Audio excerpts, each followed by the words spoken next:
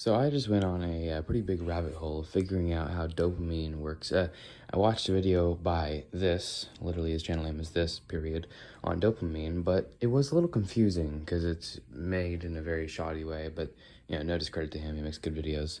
So I looked into it and basically just talked to Grok for 20 minutes.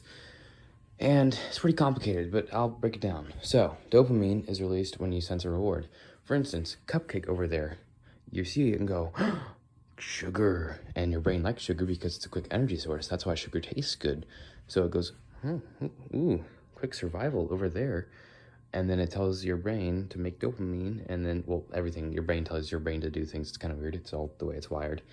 So then dopamine's released telling you, hey, go get that.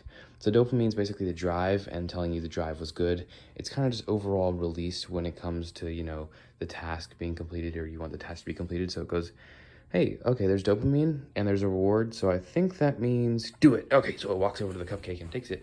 And then when you eat the cupcake, your brain goes, hell yeah, I completed the task. That's a good thing and it was good.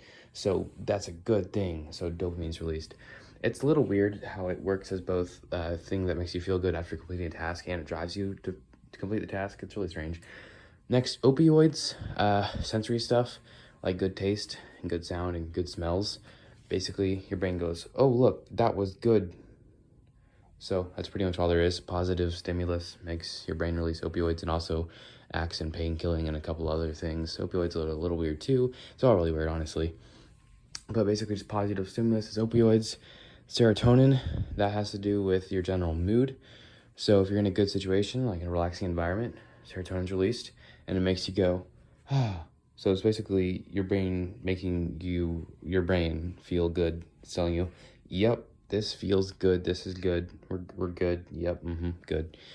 And then oxytocin, that's like social bonding kind of stuff. So that when you with your friends, it releases oxytocin and saying, we're with friends, good thing. And it makes you feel good because we're social creatures.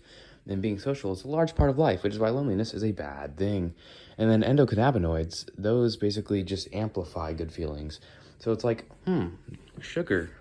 Holy crap, that was so good. But without the endocannabinoids, it would just be, oh yeah, that was pretty good.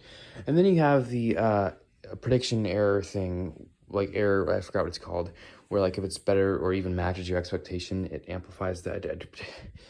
Look, you can do it yourself. Ask AI or just watch a video if you can about dopamine and serotonin and endocannabinoids and all that stuff. It is really complicated, but that was my best brief rundown I could do.